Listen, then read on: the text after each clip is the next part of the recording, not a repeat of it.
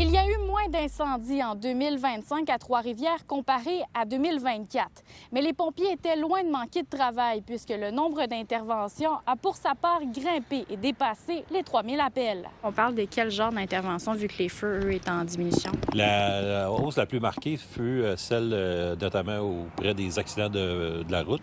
Donc, on a une centaine d'accidents de plus que l'année 2024. Le nombre d'incendies était en recul en 2025 avec 44 feux de moins qu'en 2024. Un bilan qui reste toutefois assombri par 2 décès. C'est moins que l'année précédente. On espère toujours qu'il n'y en ait jamais. Malheureusement, il arrive des incidents où il y a des décès. Est-ce que vous vous souvenez, en 2024, c'était combien de décès? De mémoire, je crois qu'il y en avait eu 4. Dans le rapport annuel publié jeudi, on apprend que les pompiers de Trois-Rivières récoltent une note presque parfaite pour leur force de frappe qui prévoit l'intervention de 10 pompiers en 10 minutes sur les lieux d'un incendie. On se rappellera, en 2024, il y a eu l'ajout de pompiers dans certaines casernes. Donc, ce qui a fait pour avoir une meilleure force de frappe, mais diminuer le nombre de casernes afin de l'atteindre également. Donc, à 2 casernes, on est capable d'atteindre le nombre de 10 pompiers. Des efforts ont aussi été mis sur la prévention. En 2025, 84 activités d'information et d'éducation ont été tenues et 144 logements de plus qu'en 2024 ont été inspectés. On a eu plus de 13 000 visites préventives résidentielles qui ont été effectuées au cours de l'année. Également, plusieurs activités des bâtiments à risque plus élevé et puis des éducations du public pour à peu près un autre 3 000 activités préventives. L'équipe de la sécurité civile a quand même intervenu à plusieurs reprises en 2025. Nous avons également fait de la sensibilisation en faisant 2 séances de sensibilisation publique. La flotte entière de radios portatives a été remplacée en 2025. Afin de faciliter les communications entre les effectifs, entre les pompiers, pompières et le poste de commande.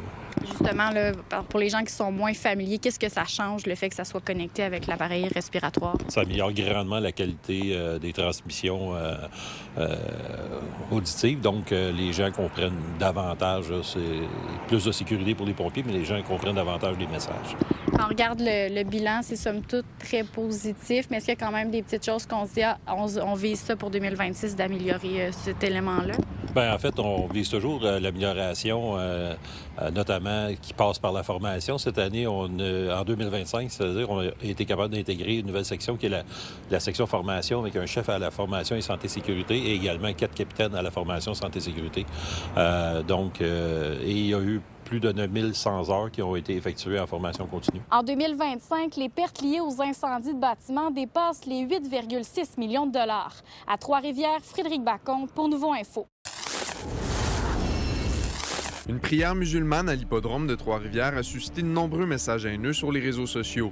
Mercredi, près de 200 personnes étaient réunies pour célébrer une fête musulmane et la police a noté que l'événement était tout à fait légal et qu'il s'est déroulé sans embûches. Quant à lui, le maire de Trois-Rivières dénonce cette vague de haine sur le web. C'est des voisins, c'est des gens qui sont dans nos entreprises et tout ça. Ces gens-là, si on prend cet exemple-là précis, respectaient toutes les lois en vigueur. Ça se passait sur un terrain privé. C'était comme... Il n'y avait aucune loi qui n'était pas respectée. Donc, acceptons ça. Puis sinon, on s'en va dans un monde de guerre. Est-ce que c'est ça qu'on veut? Non, pas moi en tout cas. La FADOC a dévoilé sa nouvelle image de marque jeudi et l'objectif est de taire certains préjugés portés à l'égard des personnes âgées de 50 ans et plus. La FADOC a choisi le slogan « Faire rayonner la force de l'âge » comme nouvelle signature. Une refonte du logo, du site Internet et des réseaux sociaux s'inscrivent également dans le même virage. C'est pas normal qu'on doit payer quelque chose qu'on n'a pas décidé d'avoir. Avoir ces règles, c'est naturel. Pourtant, pour plusieurs personnes ayant des menstruations, l'accès aux produits d'hygiène demeure un défi financier important. En cette journée internationale de l'hygiène menstruelle, une pétition a été lancée à l'Assemblée nationale du Québec. C'est un besoin essentiel, ils ne sont pas un luxe. Et, la RAMQ couvre déjà les médicaments pour les jeunes en bas de 25 ans qui n'ont pas d'assurance privée. Il y a déjà des programmes d'aide pour les logements, la nourriture, le transport, puis les produits menstruels sont également un besoin qui nécessite autant d'attention. Ça prend beaucoup de petits pas pour arriver à un bon résultat. Alors, on ne désespère pas. La FEA, ça fait 60 ans qu'on fait des revendications. Le mouvement est parti d'un pharmacien de Shawinigan préoccupé par le coût des produits menstruels. Depuis quelques semaines, il les offre au prix coûtant et plus de 50 pharmacies ont suivi. Maintenant, les Family Prix Jean-Maurice Webel à Montréal demandent à Québec de rendre les produits plus accessibles, surtout pour les jeunes et pour les personnes vulnérables. La majorité des gens vivant la précarité menstruelle, ça c'est surtout les jeunes à partir de leur première règle jusqu'à leur premier emploi. Ça se démontre par l'absentisme à l'école, au travail, une diminution de productivité. On demande aussi au gouvernement de lutter contre la précarité menstruelle, d'amener une discussion plus large, puis éventuellement d'élargir la gratuité aussi là, pour toute la population au Québec. Parce qu'en plus, les femmes ont, ça c'est documenté, ont un salaire moindre que les hommes. Elles font beaucoup plus de travail invisible, travail de soins, proche aidance, soins pour les enfants. Et ces femmes-là, en plus, dépensent plus d'argent à tous les mois pour pouvoir se garantir une dignité. On est allé sonder des personnes qui utilisent les produits d'hygiène menstruelle afin de savoir ce qu'elles en pensent. Il y a certains pays qui offrent aussi ces produits gratuitement aux femmes. Ça serait bien que le Québec embarque dans ça. Il y a une pétition justement qui a été lancée aujourd'hui. Pensez-vous que ça pourrait changer quelque chose? J'espère, parce que je pense que la mobilisation citoyenne pourrait aider à changer les choses. Dans les Family Prix qui ont réduit les coûts. Oui, j'ai entendu parler de ça. C'est une bonne chose? Ben oui, c'est une bonne chose. J'ai une petite fille qui a 16 ans. Elle va les utiliser. Elle est capable de se les payer, mais quand même. C'est intéressant. Pour ceux qui ont de la misère, tu sais. Je pense qu'on est autonome en tant que société. On doit être quand même autonome, pas toujours compter sur le gouvernement pour tous nos besoins. Comme moi, ma conjointe, dans le moment, elle ne travaille pas, elle a perdu son emploi, tout ça, puis elle est obligée de payer 24 pièces quasiment tous les mois pour avoir ça. Là, c'est cher, c'est trop cher. Parrainée par la députée Marois Risky, la pétition a déjà atteint plus de 500 signatures en seulement quelques heures et sera officiellement déposée le 11 juin prochain. À Trois-Rivières, Coralie Morancy pour Nouveau Info.